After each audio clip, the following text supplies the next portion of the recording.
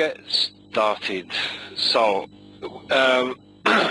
this is the second session for human resource personnel and managers. This session we're going to talk about performance appraisals. Okay. But before we start, welcome back to Lisbon. For those of you that were here last week, I'm Tony Wynn, and I'm going to lead this session. And I'm sitting in the beautiful city of Lisbon, and the weather's very nice today. We're going to do this webinar, which is the second in a series of 5 that we are planning for HR professionals, where we hope to give you some practical English you can use in your work. Today's session looks at performance appraisals, why we hold them, how to manage them, and giving feedback, setting objectives for future action. So that's what we're going to do today, and here's the summary. So we're going to start by reviewing some of the language that we looked at from the last session, which was about interviewing people for jobs. Some of the English that is regularly and frequently used to do that by HR professionals. We're going to look at a staff appraisal form and talk about some performance indicators. We're going to talk about staff performance in general. Also discuss strengths and weaknesses of people within their respective roles. We're going to look at how to give feedback by actually looking at a script of an appraisal.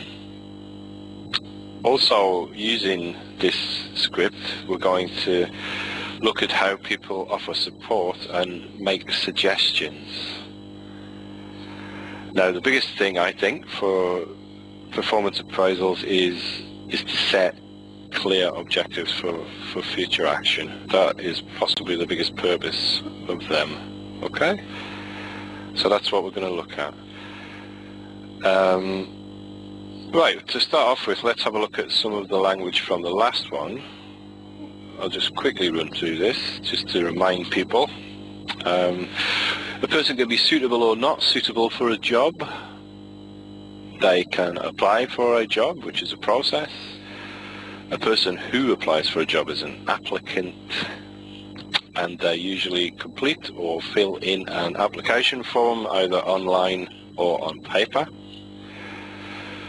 The HR people will check their credentials, their qualifications and background, and if they're not successful candidates or applicants, they will get a rejection letter.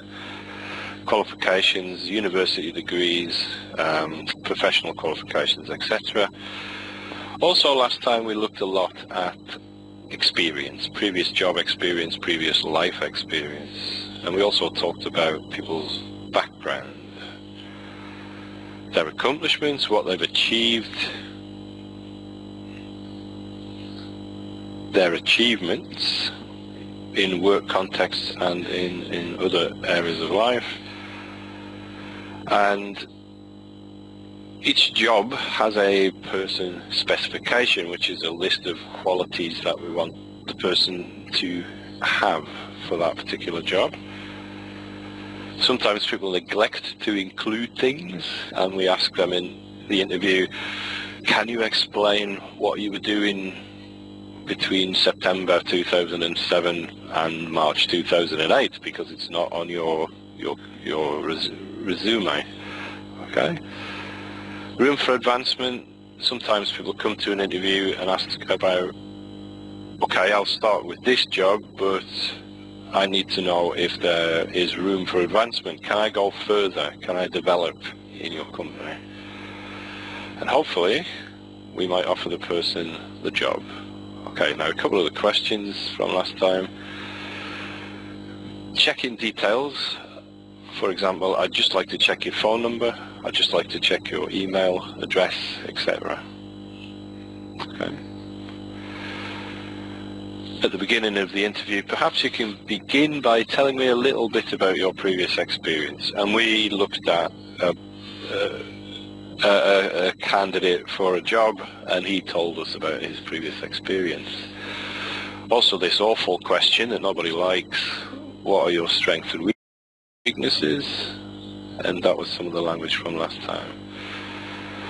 Okay, now I'd like you to, if you've got one, to take a pen and a piece of paper. If not, don't worry about it.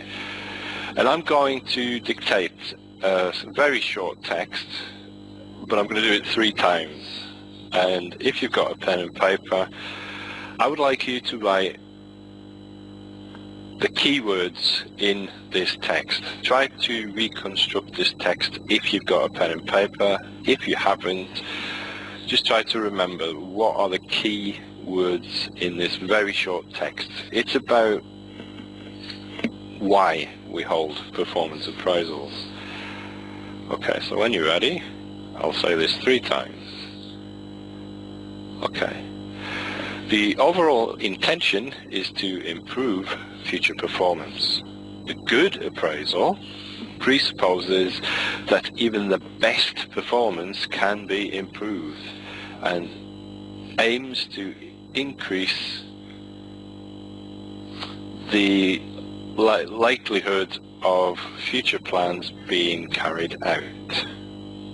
Okay, so that's the text. I'll read it one more time, Barry. Same thing, so try to remember keywords or write down keywords. The overall intention is to improve future performance. A good appraisal presupposes that even the best performance can be improved and aims to increase the likelihood of future plans being carried out. Okay? One more time. The overall intention is to improve future performance. A good appraisal presupposes that even the best performance can be improved and aims to increase the likelihood of future plans being carried out. Okay, can people put some keywords that they heard into the chat box, please?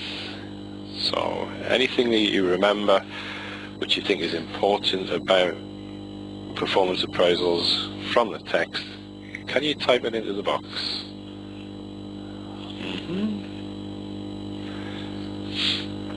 Okay, Monica's got a suggestion, I think. That should be coming in a minute.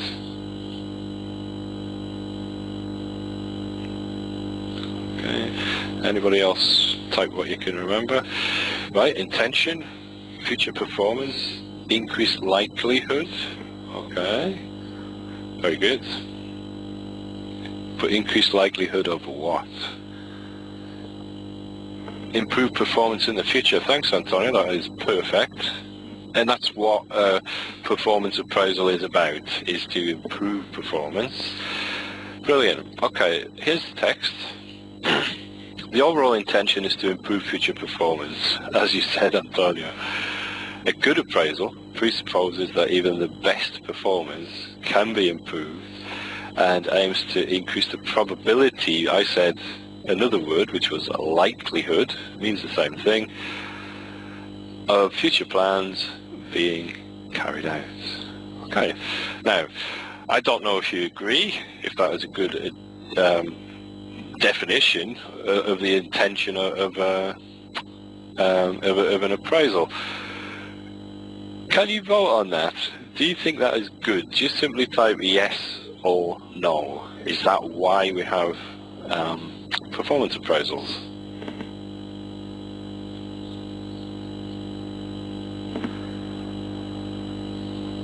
Yes. Okay, thanks, Antonio. That's very good. I agree. Okay. All right. So, let's have a look at some more possible reasons. Yes, we review the individual's performance. Now, this is about language, so I want you to notice that we have a verb, review, and we have 2 other words, individual performance, that is a noun phrase. And all of these have the same structure. So it's a verb followed by a noun phrase, okay? The name for something. Plan future work and the role. We can set up and agree specific individual goals. We can identify developmental needs in the individual. We can set up a development strategy and CPD. That means continuing professional development, so training.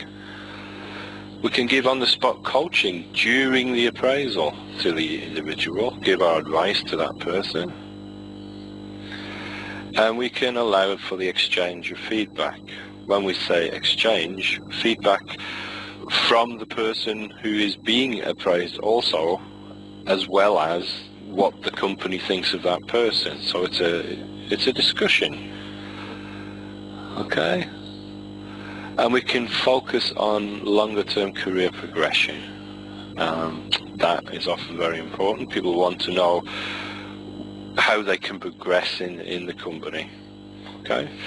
And the big one for me is to increase the motivation of the member of staff. Okay. Oops, sorry, I'll go back again. Now, for those who weren't here last week, I will send a PDF file with all of this language on it, so you don't need to actually write any notes, okay? You'll get a PDF with all of this, which I hope is useful language for you, sometime in the next few days, something to read at the weekend. Okay. Now, that's why we hold performance appraisals. Let's look at how we might do it. You can allow enough time, you should allow enough time for the appraisal to happen. It should be quite well structured. Allow for no disturbances, no telephones. Turn your telephone off. Make sure there are nobody coming into your room. It's quite important. Create a suitable environment, somewhere that's quite private and comfortable. And basically put the individual at ease. Make the person feel comfortable in every way possible. Because it's quite a stressful thing, I think, an appraisal. Also, make sure that it's quite well structured and explain the structure before you start to the person who's being appraised. What you might like to avoid are some of the following things. Sometimes people treat them as an end rather than a means. That is, it's a judgment, not a way to progress for both sides of the equation. Sometimes people tend to talk a little too much about the past instead of focusing on the future. So I hope you agree this is good advice. As someone who has appraised a lot of teachers in the past, I think this is very important, not to be too critical. And the way that you ask people what their weaknesses are is very important for their motivation. So you suggest future improvement. Make sure that the feedback that you give and the comments you give are clear and actionable. Okay. So those are some things to avoid, and here's the final one. Make sure you follow up after the meeting. So if you say you're going to do something, make sure that you do it. Okay. Now I've got a little video clip here that I would like you to watch. It's only for 1 minute. Let's hope this works. And I'd like you to tell me at the end of it, what's the problem? Okay, what's the problem? So let's go. I did. I see. Still want to play games? Me? Yes, you. What do you want with me? Sign the papers. I can't see them. Oh, poor you. It's just a simple confession. Standard procedure in the Human Resources Department. Using the internet for personal business. Pilfering dry erase markers. Kidnapping the Lindbergh baby? Shooting Larry Flint? Wait a minute. I'm not signing this. Oh, yes, you are. I make a fortune at autograph shows. Hey, wait a minute. I didn't do any of these things. You should have thought of that before I forged your confession. Thanks for playing. Now, go away. Attention, attention. Dilbert has signed the confession. You may treat him like a pariah. That is all. So there we go. Now, what kind of appraisal was that? It wasn't a particularly good way to treat your staff. So, just a little humour there, I think. Okay, now, to go back to, KGB style, an appraisal KGB style. Yep. Now, just again, a reminder of last week, we had a list of applicants for a particular job that we looked at. We had this gentleman, this lady, this gentleman, and this other lady. We had one round of interviews, and these were the candidates. So we had Ziling, who's quite young. We had Jennifer Jones. We had this gentleman, Duncan Rourke, who's a bit older. And finally we had Lucy Luca. And the people who were at the session last time decided that we decided that Ziling was the best candidate, but on reflection, you decided not to give him the job. Okay, so we've had to change things a little bit. Here was the job. This was the advertisement for the job. Okay, so if you just take a minute to read that. Okay. So here we have the advertisement for the job, and we didn't think that Ziling was suitable in the end because he was too inexperienced, and for various other reasons. You thought he wouldn't adjust very well to living in Russia. Okay. So after a meeting, you decided actually you're going to give somebody else this experience, and it's Lucy.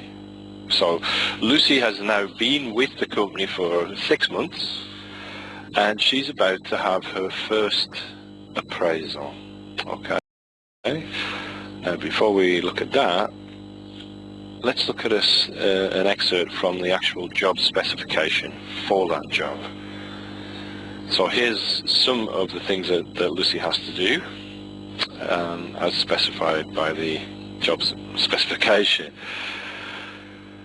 So just to read through it, the post holder will be responsible for developing existing relationships with our existing client base. This is our marketing manager. Work closely with the sales manager and team to expand the client portfolio. They already have quite a good portfolio, but they're looking to expand it into Western Europe. And she's been given a lot of responsibility because she's going to lead the Western European regional team in the marketing aspect of the company.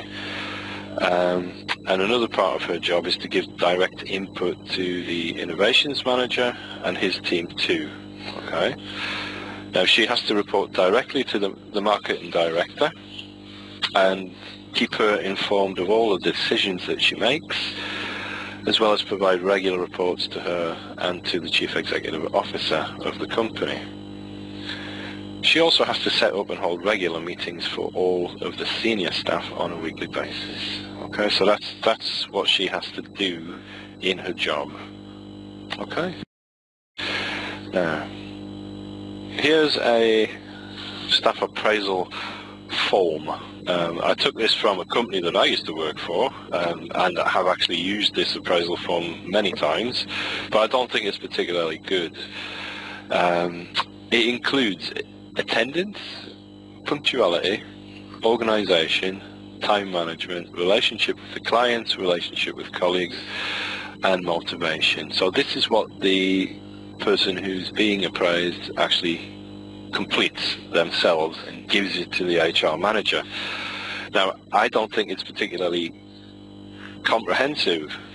Can you put in the chat box anything that you might want to add? If you were given an appraisal, what is missing from this form? I'll give you a minute to think about that and put some more ideas in the chat box if possible. Okay, well, loyalty to the firm, that's quite an interesting one, yeah. Yeah. And Antonius put motivation, but we have that already, but that's extremely important. Nadine is now coming up with a suggestion. Strategic skills, excellent. Organizational ability, yeah. All good suggestions. Okay, well, we'll actually be looking at a few of these later in the webinar. And then we have at the bottom the question, what do you feel are your main strengths and weaknesses within the role? And Monica's put team building strategies also, so that's pretty good. Okay, now I just want you to try to read those competencies, the ones that are written on the screen, and can you try to memorize them?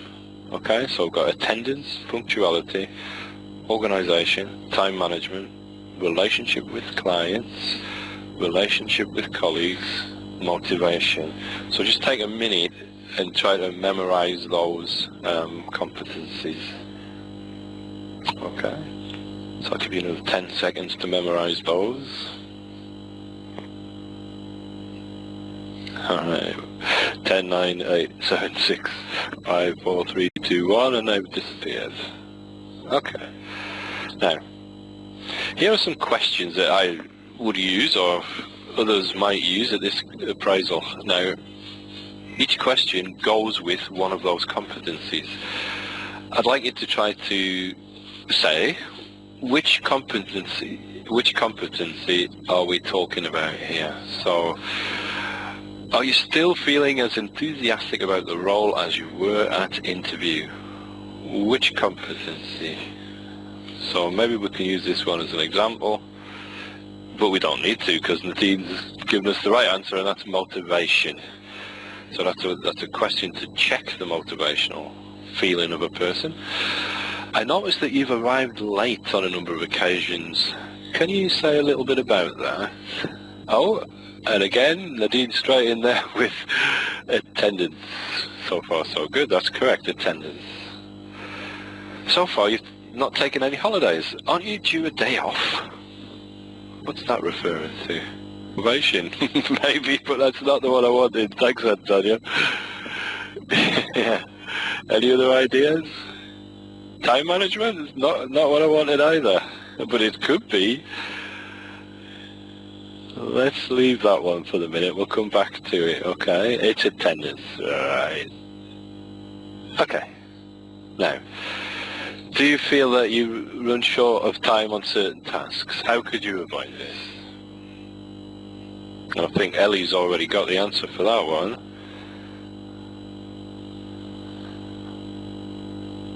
Right, it's about time management. So these are all questions that you can ask about competencies. Now, you seem to rate yourself very highly in terms of getting your tasks in order. Is there anything you need to improve in this area? What's the competency for this one? Ooh, punctuality, not sure. Prioritization, nice one. That's very good, Antonia, but it's not the one. It's not on the list. That is a word. Yes, it's a very good word actually. I'll put that on the PDF. It is prioritize and prioritization. Excellent. Yes, it's about organization, organizational abilities. Thanks, Monica. What's your perception of how well you get on with our customers? Absolutely. Relationship with clients. Perfect. And what has your relationship with those you work with been like? Sorry, I missed the word there. What's your relationship with those you work with been like? Any problems you'd like to discuss? Absolutely. Thanks, Nadine. Relationship with colleagues, and Ellie, relationship with co-workers. Two words that mean more or less the same thing, co-workers or colleagues. Excellent. So we'll put those on the PDF as well. I think they're good words. Co-worker, colleague. Excellent. All right. And then we have, what do you feel, this awful question, are your main strengths and weaknesses within the role, so that we don't forget that one. Okay? Alright, now let's go back to the to the competency, the appraisal form. So we needed to ask the people at the beginning about attendance, punctuality, to check all these things, and then find out if they feel they are quite organised in their work, what their time management skills are like, what's their relationship with clients, what's their relationship with colleagues, and how motivated they are. So these are the things that we want to know about, so that we can plan some future improvements if necessary. Okay? So let me just... Here are the answers that Lucy gave at her appraisal. This time I want you to match the questions. Okay? Yes, I'm learning new things every day. After all, there's a lot to learn. What's that about? Which competency? Any ideas? Which competency would that be? Easy learning. Well, which of the questions? Let's go back to the questions. Are you still feeling enthusiastic about your role at the interview? Yeah. Okay. So let's just quickly run through her answers. Oh, those are her answers. But what was she talking about? Let's take them one by one. So yes, I'm learning new things every day. After all, there's a lot to learn. I think motivation is right. I've been sharing a place an hour from here. I'm looking for an apartment with better transport links. What's that in answer to? Could it be attendance, punctuality, motivation? What do you think? She's not getting to work on time. That's a problem. So it's punctuality, yeah. But I think that's a good answer, because it shows that she wants to make it easier and better for the company, so she's prepared to make a big change in her life for the company, which goes back to Olga's point about loyalty. I think that's quite a good sign. Okay. I am, but I'm saving days so I can take a longer break in the UK at the end of the month. Work allowing, of course. So what's that about? It's about a holiday or vacation. And remember that she hasn't actually taken any days off yet.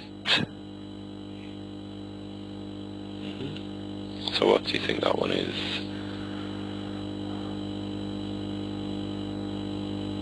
Yep, it's about attendance. She's very enthusiastic because she hasn't taken days off, but that's not always a good thing. Okay.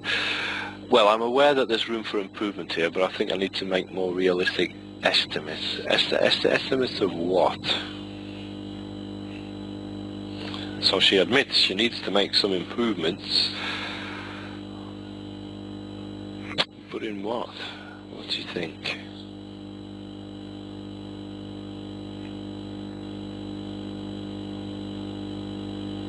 In her attendance? Maybe, maybe not. Okay. Well, let's move on to the next one. I honestly believe that this is one of my strong points. Prioritizing key tasks is something I do well. Just to move us on, I think that's about time management. Again, you'll get all of this on the PDF that you get. We're getting on like a house on fire. That's an idiom, means very well. And that means that she has a good relationship with her colleagues. And finally, this is about her relationship with the clients. She takes it very seriously, she's polite, and she says she's very patient with her. Okay, here she is again. Now here's her answer to that question: what are your strengths and weaknesses within the role? Can you just read that for a minute? Well, the question here was, what are your strengths and weaknesses? Now, do you think this is a good answer? Can you vote on that? Do you think that's a good answer to the question, what are your strengths and weaknesses within the role? If you just type yes or no. So it is a good answer. Antonio thinks it's very vague, and I think that's true. Okay. Yeah, Olga's saying strengths 1, 4, 5. I think there isn't anything practical in here, so I tend to agree with Antonio that it is quite vague. I would hope to see something a bit more concrete. So yes, but she does have some good strengths, definitely. Okay, and there's the question again. Right. Let's have a look at the script I was talking about earlier. She's in the middle of her appraisal, and she seems to be doing okay at the moment. Now here's a bit about feedback. Just some advice. Also, let's look at the language. Again, you'll get all this on the PDF. So to manage feedback, you should perhaps use informal small talk to open an appraisal. Start on a positive note, say something good at the beginning. Use praise to move carefully into the critical comments you make. Okay. And this word but. I can see that you're really getting along with your colleagues, but, and then you might say something negative. You really learned the technical areas of the role quickly, but, and then something negative again. So these are ways to manage feedback. Now let's have a look at the script, and I want you to try and, okay, Antonio said that Dale Carnegie wrote about this at length. Indeed. Now let's see what the appraiser says during Lucy's appraisal when he tries to manage the feedback. Okay, so here we are. We've got, hi Lucy, come in, take a seat. How are you today? Good. So I've been reviewing your performance, and it looks as if you've settled in well. We're very pleased with your progress so far. You've been here 6 months now, and we set a goal of meeting and developing strong relationships with 12 of our portfolio of clients over the year. And you've already done that with 9. That's great. And how have you found it? Are there any specific areas you feel you need to improve? Okay, well, I can see you're getting on well with your colleagues. It's just that some of them have complained about your temper. You sometimes get stressed, and it shows. Now, let's look at your other client satisfaction KPIs. They look good too. Okay, so do you think the appraiser deals with the difficult, critical point well? Again, I'd like you to vote and say yes or no. So he wants to say that some of her colleagues have complained about her, but does this language help him to keep her motivation? Very diplomatic, yeah, and that's another key word that during an appraisal, sometimes we need to be very diplomatic, and that is one technique, is to praise the person first and then say what you need to say. Yeah, it's polite. And he also avoided using the word but. Perfect, which we want to do because it's not a very nice word. Drive them to the lashing. Okay. All right, so that's that part of her appraisal, and here's some more ideas about managing feedback. So we're managing performance. It's an evaluation. It's a review. We're trying to develop staff potential. These are the motivations for the company. We're trying to give feedback and set goals. We need to structure the appraisal. And you need to learn how to do this, certain skills. As Antonio, I think it was, said, you need to use diplomacy when you make critical comments. and try to get the employee to bring up issues themselves. In this appraisal, I don't think he did that. Okay, encourage the employee to criticize themselves. And here are some questions you can ask. Are there any specific areas you need to improve? Maybe you have some thoughts on your performance.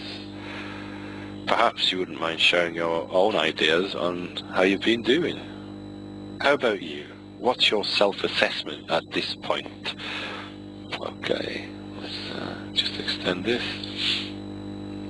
Okay. So again, you'll get all of the... Good, I'm glad that you think it's useful, Antonio. Excellent. And often neglected, he says. Okay. So once again, you'll get all of this language on the PDF file. Hopefully it'll help you. Now, the last part of the webinar, we're going to talk about these, setting objectives for future action. So this is what the appraiser says. So, we've agreed your plans for training. Let's just finish up with your productivity goals.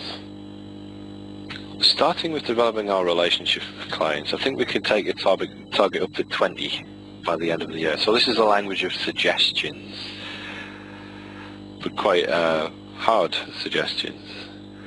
Agreed. Great. So that's that. Let's move on to the time spent with managing each client. You're currently spending about a week on the whole process for each. We can't be spending so much time on them. The client comes to expect it and efficiency goes down. You end up spending too much time on each and that gets hard for you too. Now, this is very diplomatic. It's saying something that is quite difficult to say.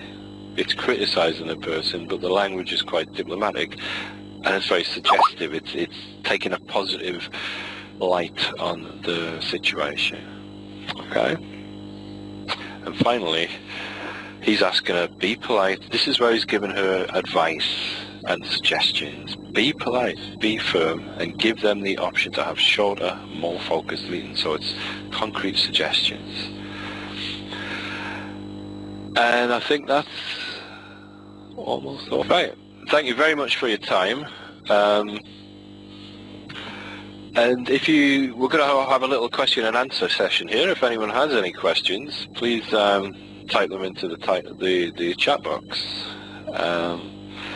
That's me finished speaking for the moment. So if anyone has any questions they would like to ask about this or any other matter, please feel free to ask by typing into the chat box. Are we going to get a question? I've said several times, you'll get a PDF file with all of the language from. Okay, Antonio's got a question. What's the best way to finish the appraisal? Yeah. I think it's got to be on a positive note, and I would use the continuous professional development theme as the final theme of an appraisal, so that the person has got something that leaves the room on a high, and they have a very concrete and something very useful and concrete for them to look forward to, so that the company says, I would say perhaps, well, do you know that we're having a training session next Friday on whatever, and you know, would you like to attend? Something like that. So always on a high note, and something where the company is giving something to the learner, so they leave the room motivated. I think that would be my answer to that. That's what I do. I always give them something, or give them the opportunity to attend something that is quite useful for them. But I think it's time to say goodbye. I'm going to go for a walk by the sea, which is about 10 minutes walk away from my house here. So, lucky me. Yes, I know. That's why I live in Lisbon. Okay, thanks very much for your attention today, everyone. And I look forward to seeing you soon. We'll be doing another session next Thursday at the same time And again, if you do have any questions, please email Human English, and we'll be all too pleased to answer your questions. Okay? Thank you very much for your time.